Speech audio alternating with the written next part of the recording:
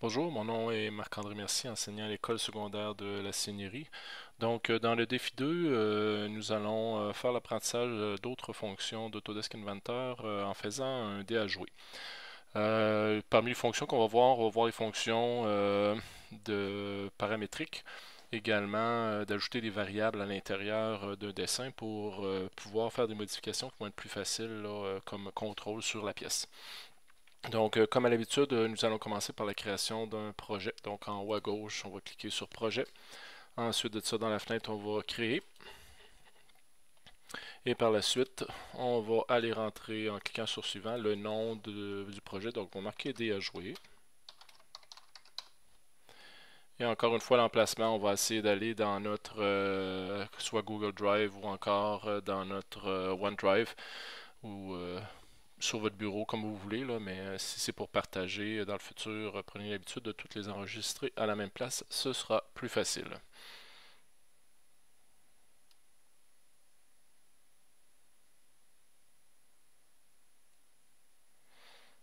Donc moi je vais aller enregistrer dans mon Google Drive,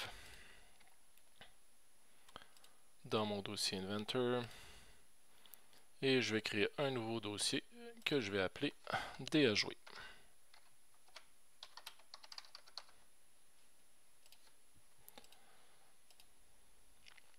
Et je vais cliquer sur Terminer. Encore une fois terminé, mon dossier actif, mon projet actif, pardon, c'est le dé à jouer. Je vais donc pouvoir créer une pièce. Message d'erreur, il n'y a pas de problème.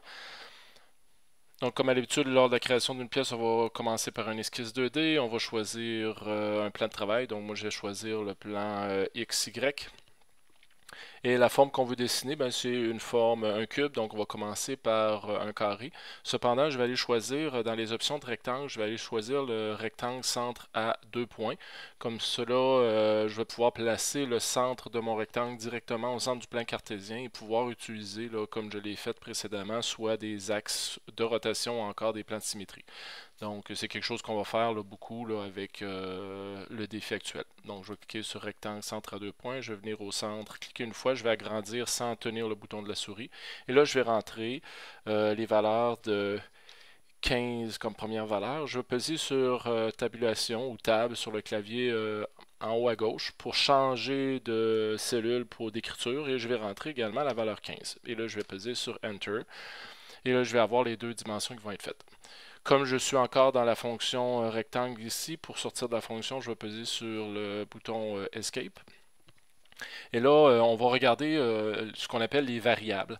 Donc, ça, c'est quelque chose de très, très intéressant là, avec Autodesk Inventor. Si je viens sur la première cote qui est ici dans le haut, puis je double-clique dessus, on voit que la valeur est de 15 mm ici. Mais ce qui est intéressant encore plus, c'est que Autodesk Inventor va donner un nom à chacune des valeurs de code qu'on va mettre. Et là, présentement, il l'appelle D0.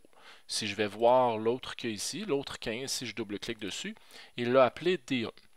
Et là, ce qu'on peut faire, c'est vraiment créer une variable. Le nom pourrait changer. Là, mais par défaut, Inventor va les appeler D1, D2, D3 et ainsi de suite. Et là, nous autres, on sait que vu que c'est un cube, on va vouloir que les deux côtés de notre carré ici dans l'esquisse aient la même dimension. Donc, ce qu'on peut faire, au lieu de marquer à nouveau 15 ici, ce qu'on peut faire, on peut marquer D0. Et là, ce qui va se passer, c'est que la cote qui est ici, elle va être en fonction, donc le fixe veut dire qu'elle est en fonction d'une variable qui a été définie. Et la variable qu'on a utilisée, c'est la valeur de D0 qui est ici. Donc si on va voir, ici c'est marqué D0 et on sait que D1 présentement va être égal à D0. Donc si j'accepte, puis ce qu'il y a d'intéressant par la suite, c'est que si je viens changer la valeur de D0, supposons je mets 25, bien automatiquement l'autre valeur va changer. Et ce qu'il y a d'encore plus intéressant là-dedans, c'est qu'une variable ici, je peux l'utiliser, mais je peux également faire un calcul mathématique dessus. Donc si je fais, supposons, D0 divisé par 2, donc continuellement, 25 divisé par 2, ça me donne 12,5. Donc il va pouvoir faire tous les calculs que je vais mettre. Je peux utiliser les sinus, cosinus, tangentes, puis c'est des calculs qui vont être possibles d'être faits. Donc ça, c'est quelque chose de très intéressant, puis c'est quelque chose de très intéressant en particulier pour faire des liens avec les mathématiques, puis voir ce que les les élèves, c'est quoi vraiment une variable. Donc, nous autres, on veut que les deux valeurs soient égales, donc je vais revenir ici, je vais marquer mon 15, et dans la valeur qui est ici, ce que je vais faire, une autre façon, au lieu d'écrire des zéros, ce qu'on peut faire, on peut juste venir cliquer sur la valeur, la variable qui nous intéresse, et l'ordinateur va l'écrire pour nous. Je pèse sur Enter et là, je vais avoir mes deux valeurs. Pour le dé à jouer, ce qu'on va faire un dé paramétrique, ce qui veut dire que pour toutes les autres valeurs de dimension qu'on va utiliser dans notre dessin, on n'entre pas de valeur numérique. Ce qu'on va faire un calcul en fonction de D0. Et si on a bien fait notre dé à la fin, si je change la valeur de D0, ben, toutes les autres dimensions devraient changer proportionnellement au calcul qu'on va avoir demandé à l'ordinateur de faire lorsqu'on va avoir défini nos codes. Donc ici, compte tenu que c'est terminé, on va terminer l'esquisse. Et là, ben, on veut avoir un cube, donc il va falloir que l'extrusion qu'on va faire, donc si je m'en viens sur extrusion, l'extrusion, on va vouloir qu'elle soit de 15 mm. Mais encore une fois, on veut que ce soit paramétrique, donc ce qu'on va écrire, on va écrire des zéros. Et là, automatiquement, l'ordinateur va comprendre que c'est 15 mm qu'on veut faire.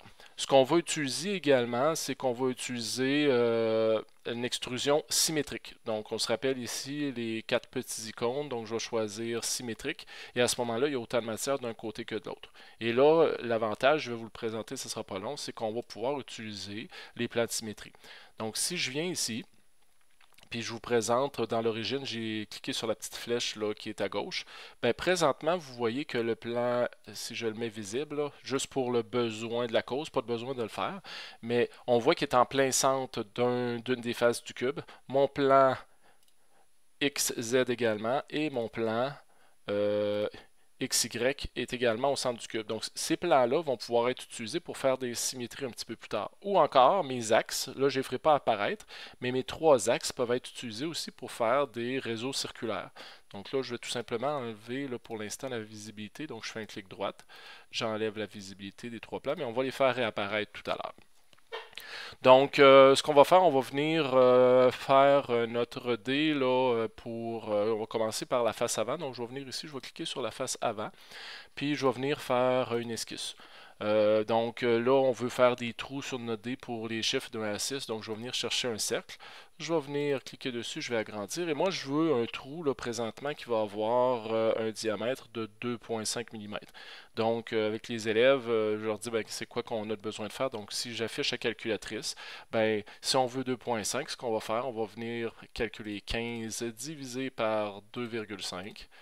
Et là, ce que ça va nous donner, ça va nous donner 6. Ça veut dire qu'il faut faire, dans le calcul, il faut faire D0 divisé par 6 pour que la valeur soit de 2,5. Donc ici, je vais marquer D0 divisé par 6. Et automatiquement, ce que vous voyez apparaître, c'est un FX 2.5. Donc, c'est la dimension de notre diamètre du cercle. Puis là, présentement, vu qu'on avait choisi le centre, ben, il est contraint complètement à l'intérieur de notre face. Donc, on va terminer l'esquisse.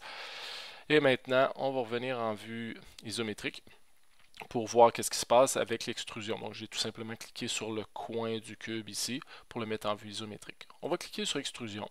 Et là, comme à l'habitude, par défaut, il va ajouter de la matière. Nous autres, on veut en enlever. Donc, on va venir ici, on va faire soustraction, donc le deuxième icône.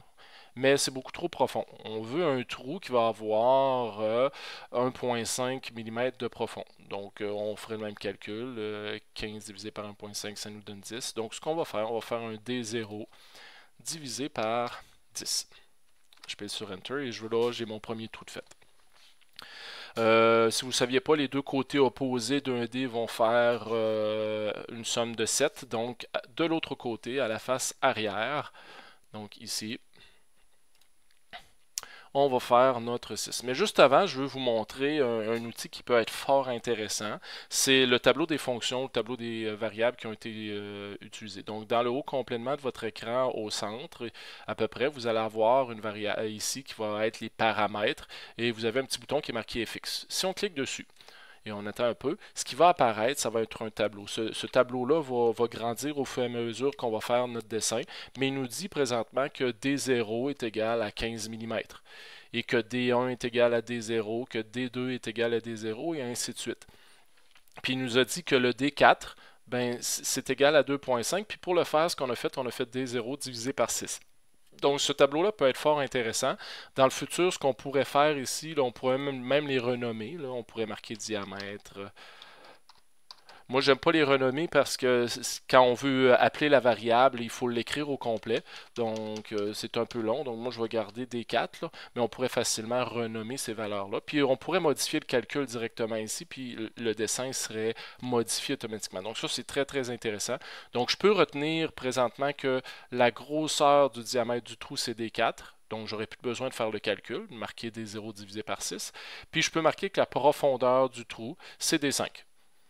Donc, puis là, il va y avoir d'autres variables qui vont apparaître par la suite. Donc, on revient sur notre face arrière et là, on va faire le 6. Donc, on va commencer un esquisse. On va venir sur la face. Et là, présentement, ce qu'on va faire, on va faire 3 cercles. On n'en fera pas 6 parce que je veux vous montrer des fonctions à l'intérieur du logiciel. Donc, je vais venir choisir un cercle. Je vais cliquer un peu n'importe où, sauf en plein centre parce que sans ça, il va être ancré. Puis là, je vais marquer D4. D4 correspondant à mon 2.5. Puis après ça, je vais faire un deuxième que je vais placer à peu près n'importe où. Je n'ai pas de besoin, je vais marquer D4. Oups, je l'ai mal défini. Je vais le définir par la suite. Et je vais venir ici, je vais faire un troisième cercle que lui, je vais marquer D4 également. Donc, je vais revenir pour celui-là ici. Vu que j'ai manqué la cote, ce que je vais faire, je vais venir juste ici cliquer. Venir sur le pourtour. Et là, dans ce diamètre-là, ben, je pourrais marquer mes D4 ou je pourrais même juste venir cliquer sur la valeur qui est ici. Puis là, il va dire les deux valeurs sont égales. Donc là, si je veux le placer comme l'autre, excusez, on va annuler ça, on va enlever la fonction cote. Et là, je pourrais déplacer la cote pour qu'elle soit à l'intérieur du cercle, ce qui serait un peu plus intéressant au niveau de la disposition. Bon, par la suite, là, vous voyez, les trois cercles ne sont pas alignés, ne sont pas bien disposés par rapport là, à ce qu'on veut normalement sur un dé. Donc, ce qu'on va faire, c'est que, puis en plus de ça, ils ne sont pas contraints. Il manque 6 cotes requises pour que ça soit complètement contraint. Donc, je vais venir sur cote. Et là, je vais établir des dimensions entre le centre du cercle et le haut du cube. Et ce que je veux comme valeur ici, c'est D0 divisé par 4. Soit 3.75. Et la même chose, donc c'est pour diviser par 4, c'est pour qu'il soit dans le premier quart. Là. Donc ici, je vais faire la même chose, mais cette fois-ci entre le centre du cercle et la ligne de côté. Je vais me déplacer. Et là, ben, moi, ce que je veux, c'est la même valeur qu'il y a ici. Pardon. Donc là, le premier cercle est contraint. Donc, on comprendra que pour les autres, c'est la même chose. C'est tout simplement de choisir vraiment le point central, la ligne d'en bas. Des fois, il faut cliquer 2 fois sur la ligne. C'est pas toujours sélectionné du premier coup. Là. Puis là, ben, je vais juste venir ici cliquer sur la valeur parce que je veux la même dimension. Même chose ici, entre le centre et la ligne de côté, je vais avoir la même valeur qu'en haut. Je pèse toujours sur Enter une fois que c'est accepté. Celle-là ici, pour le point central, je vais cliquer pour avoir la même dimension de gauche à droite. Donc, je vais venir cliquer sur la valeur ici. Et en dernier, ben, je veux qu'il soit centré, donc ça va être un calcul qui va être D0 divisé par 2. Donc, entre la ligne du haut et le centre du cercle, ici, ben, je vais marquer D0 divisé par 2. Et à ce moment-là, mes 3 cercles sont contraints à l'intérieur de la face. Une fois que c'est fait, tout ce que je vais avoir à faire, c'est terminer l'esquisse. Me replacer en vue isométrique, c'est plus facile pour faire les extrusions. Je vais cliquer sur extrusion et là, ben, j'ai pas le choix, il faut que je choisisse les 3 cercles. Donc, si j'ai cliqué sur chacun des 3 cercles, puis là, ben, il vient ajouter de la matière. Par défaut, c'est ce qu'il fait, donc je vais venir dans soustraction. Et là, il va l'enlever. Puis ici, ben, il a utilisé la dernière valeur, qui était le 1.5 mm D0 divisé par 10, ou encore, j'aurais pu écrire D5. Je ne sais pas si vous vous rappelez, tout à l'heure, c'est ce que je vous ai montré dans le tableau. Donc, j'ai pesé sur Enter, puis c'est correct. Ce que je vais vous montrer maintenant à utiliser, puis je fais par exprès là, en passant, là, le dé qu'il y a là, c'est ce que je fais avec mes élèves pour leur montrer l'utilisation d'Autodesk Inventor. Ça prend à peu près une période et demie, 2 périodes, là, tout dépendant le nombre d'élèves puis leur facilité avec le logiciel ou avec l'informatique. Mais je fais par exprès pour leur dire, faites pas les 6 trous, je vais vous montrer des fonctions. Puis je pense que c'est important à ce moment-là, ils vont pouvoir utiliser ces fonctions-là dans d'autres dessins plus tard. Donc la fonction que je veux montrer actuellement, c'est la fonction de réseau qui est ici, mais le réseau qu'on appelle symétrie. Donc, l'effet miroir. Puis pour faire une symétrie, ben, ça nous prend un plan de symétrie. Donc, c'est là que vient intéressant l'utilisation des éléments qui sont ici. Donc, si vous ouvrez, si ce n'est pas déjà fait, là, juste ouvrir votre menu Origine. Puis ici, ben, on va choisir le plan qui nous intéresse. Donc, si vous promenez sur les trois, on va comprendre que celui qui nous intéresse, c'est le plan YZ. Donc, je fais un clic droit de visibilité. Et là, je vais pouvoir l'utiliser pour prendre les 3 points qui sont ici et venir les rapporter de l'autre côté par un réseau de symétrie. Donc, je vais venir cliquer sur l'icône symétrie ou mise en miroir qu'on peut appeler aussi. Et à ce moment-là, ben, la fonction que je veux, ben, c'est les 3 cercles. Donc, il ne faut pas cliquer n'importe où, encore une fois. C'est seulement les 3 cercles que je viens choisir ici. Ils deviennent bleus. Je ne clique pas sur autre chose. Par la suite, ben là, je peux venir utiliser le plan de symétrie. Donc, plan de symétrie. Et là, je vais venir sur le plan et je vais venir cliquer ici. On va voir 3 points apparaître et si c'est ce qu'on veut, on va tout simplement cliquer sur OK et on va avoir nos 6 points sur notre face.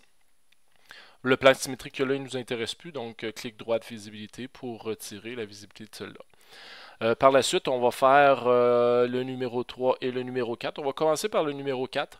Donc, on va aller sur la face du haut pour faire le numéro 4. Donc, je viens ici, puis sur la face qui est sur le dessus ici, je vais venir cliquer.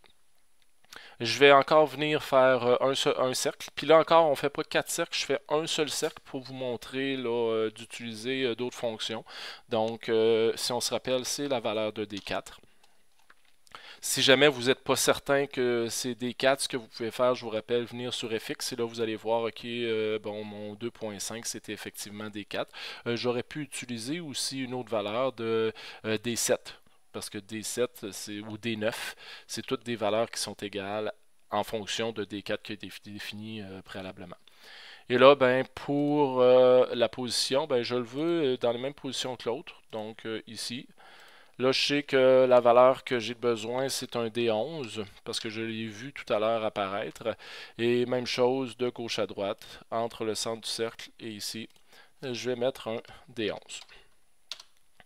Donc, mon point va être, mon trou va être à la bonne position. Il est complètement contraint. Je vais terminer l'esquisse.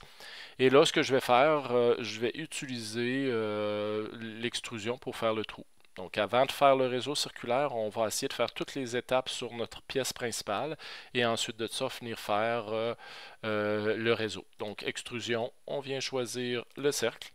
Et là, ce cercle-là, ben, on le veut en soustraction. Et là, ben, mon D5 est bon, donc on va cliquer sur OK. Les réseaux, hein, c'est vraiment quelque chose de très intéressant. Lorsqu'on a plusieurs pièces qui ont les mêmes paramètres, ça vous permet d'avoir un contrôle plus facile. L'exemple que je donne toujours là-dessus, c'est supposons on veut faire une plaque perforée avec 100 trous dessus. Il y a plusieurs façons de le faire. Il y aurait une personne qui pourrait dire, ben moi je vais faire 100 cercles, je vais faire des extrusions sur les 100 cercles, puis après ça, ben mes trous vont être faits. Cependant, cette personne-là, lorsqu'elle va arriver pour dire, ben finalement mes trous, je ne veux pas de 2.5 mm, je les veux de 3.2 mm, ben, il va falloir qu'ils prennent chacun des 100 cercles et qu'ils fassent ces modifications dessus. Avec un réseau, ben, si je fais les modifications sur ma forme principale, tous les autres éléments du réseau vont avoir les mêmes paramètres qui vont changer. Donc, on va venir sur réseau circulaire. Pardon. Ici. La fonction qu'on veut avoir. Non, j'ai oublié quelque chose, désolé. Avant, il faut faire apparaître notre point de rotation là, qui est ici au centre. Donc, notre axe de rotation, on va venir se promener, puis on va regarder quel axe qui nous intéresse. C'est l'axe des Y. Donc, je vais faire un clic droit de visibilité. Pour ceux et celles qui ne le voient pas, là, si je fais pivoter, là, on voit qu'effectivement, c'est l'axe qui est au centre de la face, où il va avoir notre 4. Et là, je vais pouvoir venir, comme j'ai dit tout à l'heure, venir sur réseau circulaire. La fonction qu'on veut, c'est uniquement le cercle. L'axe de rotation qu'on veut avoir, c'est l'axe qu'on a fait apparaître. Et là, dans 360 degrés, on le veut combien de fois? On le veut 4 fois. Le premier trou fait partie des 4 fois qu'on a dans 360 degrés. Et là, ben, on va dire, OK, c'est ce que je vais avoir. Donc, mon 4 est effectivement fait. J'ai fait un seul trou, puis après ça, j'ai utilisé la fonction d'un réseau. Je vais venir sur l'axe des Y parce qu'il n'est plus nécessaire. Je vais enlever la visibilité. À l'opposé, donc dans la face du bas ici, ben ce qu'on va avoir, c'est le 3, 4 plus 3 pour donner le 7. Je vais venir commencer un esquisse. Je vais venir choisir le cercle. Non, excusez, c'est vrai, on va utiliser encore quelque chose de plus intéressant, on va utiliser ce qu'on appelle une projection de géométrie. Donc, une projection de géométrie, c'est prendre une forme qui existe sur un autre plan de travail parallèle et ramener ces formes-là sur le plan où on travaille actuellement. Donc, si j'ai cliqué sur projection de géométrie, l'icône qu'il y a ici en haut, et là, si je me promène, ce qu'on va voir apparaître, on va voir des points blancs apparaître. Donc, si vous vous promenez, ce que vous allez voir, ces cercles-là, en réalité, qu'est-ce que c'est? Ben, c'est les 4 cercles qui sont positionnés ici. Donc, moi, je sais déjà que le cercle a la bonne position puis la bonne dimension. Donc, automatiquement, je peux dire, ben, moi, prends-moi le cercle qui est ici, puis ramène-le-moi sur le plan de travail. Donc, lui, ce qu'il a fait, il vient de me dessiner cette forme-là sur le plan où je suis. Ensuite de ça, ben, dans l'autre coin, pour faire mon 3, il va y avoir un autre cercle qui m'intéresse. Et là, au centre, je vais être obligé de définir le dernier, venir ici, et là, lui dire, ben moi, je veux un cercle de D4. À ce moment-là, j'ai dessiné un seul cercle, les deux autres ont été projetés par géométrie. Puis si les cercles de l'autre côté changent, ben ceux-là vont changer aussi. C'est très bien là pour ce qui est de faire un dé. Donc, terminer l'esquisse. On va revenir en vue isométrique. Et là, ben, on va les extruder, ces 3 trous-là. Donc, je vais sélectionner les 3 trous et on va venir en soustraction, toujours de D5. Les 2 éléments qui vont nous rester, c'est le 5 et le 4. Donc, pour cela, ce qui est intéressant, c'est on n'aura même pas besoin de les dessiner en tant que tel. Ce qu'on va faire, c'est qu'on va utiliser 2 fonctions qui est la symétrie. Présentement, on sait qu'on a 4 points ici. Donc là, j'ai placé mon dé là, de façon à ce que je vois la face où il y a le chiffre 4 et la face où il y a 1, parce que 4 plus 1 va donner le 5 qui est ici. Et là, ce que je vais utiliser, c'est encore la fonction là, de mise en miroir ou encore la fonction de symétrie. Cependant, tout à l'heure, hein, on a dit pour faire une symétrie, ça nous prend un plan de symétrie. Et dans les plans qui est ici, on est capable de créer un plan médian entre 2 plans. Donc, je vais choisir cette option-là, plan médian entre 2 plans.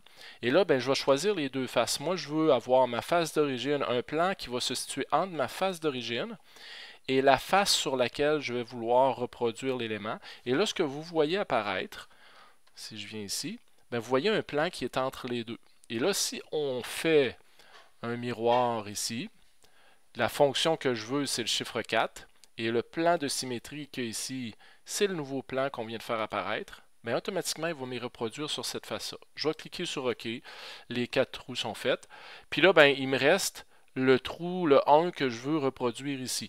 Là, pour le besoin de la cause, là, le plan de travail qui est ici, là, il reste visible, là, mais moi je veux le faire disparaître, donc je vais venir sur le plan de construction. Le plan de construction, quand je me promène, c'est le plan que je viens d'utiliser.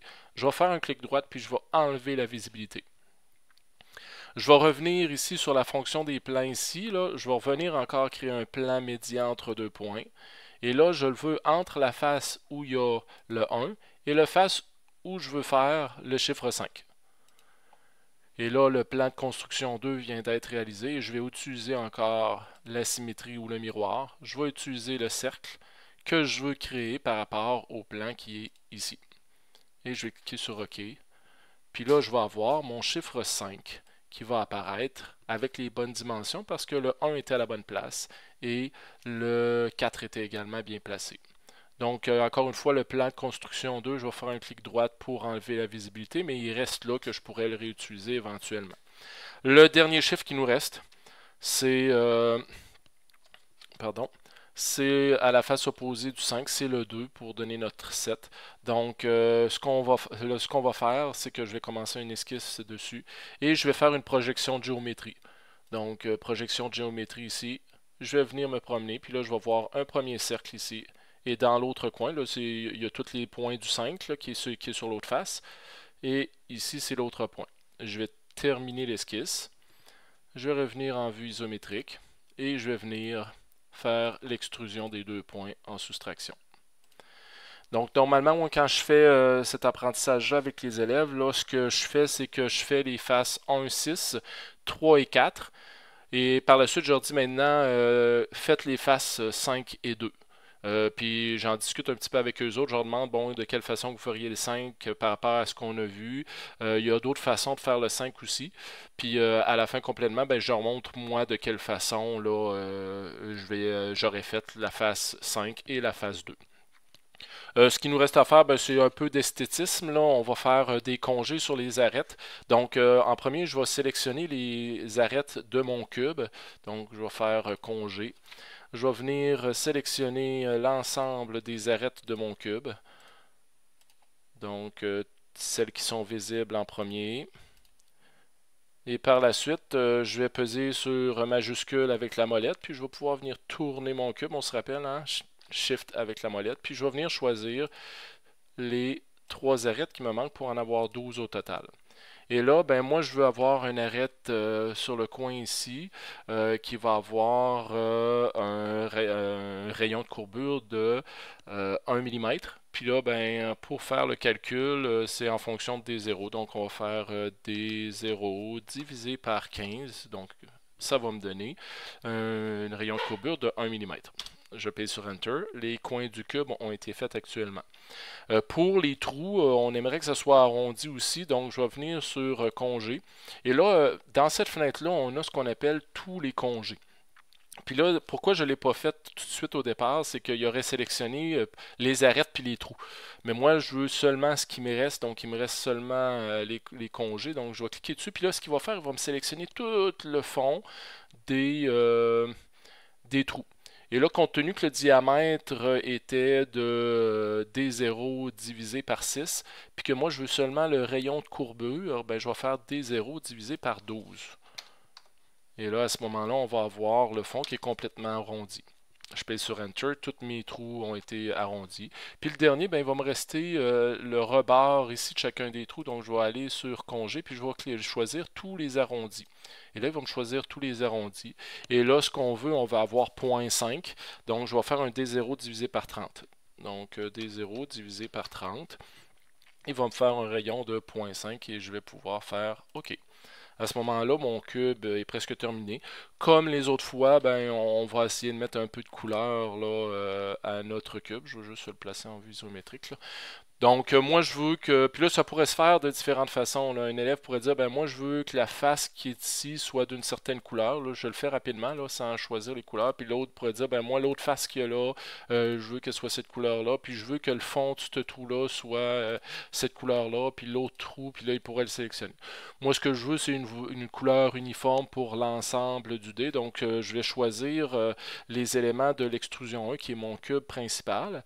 Puis ensuite de ça, en pesant sur CTRL, je vais venir choisir le congé 1. Donc le congé 1, ce sont toutes les arêtes de mon cube. Et eux autres, j'ai vu d'une couleur. Donc je vais venir ici, puis je vais choisir or métal. Puis celui-là aussi, pardon, j'ai mal sélectionné tout à l'heure probablement parce que j'ai pesé sur CTRL puis n'aurait pas fallu que je le fasse tout de suite. Et par la suite, ben, je vais venir choisir congé 2 puis également le congé 3 qui sont mes trous. Puis eux autres, je vais toutes les définir comme étant d'un rouge, pardon, on va aller dans le bon sens. On va prendre rouge foncé. Avec celui-là aussi, parce que je l'avais défini avant, je vais revenir, puis on va faire un rouge foncé. Donc à ce moment-là, j'ai mon cube avec toutes les couleurs qui ont été faites. C'est sûr qu'en cours de route, vous auriez pu enregistrer là, les éléments si je fais le tour au complet. On pourrait justement voir les éléments. Donc on va aller sur enregistrer. Je vais écrire mon dé à jouer. On va enregistrer. Je pourrais, comme on a fait préalablement, changer l'affichage, le mettre en mode réaliste, là, qui fait un peu plus beau. Oh, cette face-là n'est pas or, je vais juste la modifier parce que je les avais sélectionnés séparément avant, c'est pour ça qu'il a fait, pardon, or métal, et voilà. Et là, on va avoir notre cube, pas notre cube, pardon, notre dé à jouer là, qui a une très belle forme et de très belles images.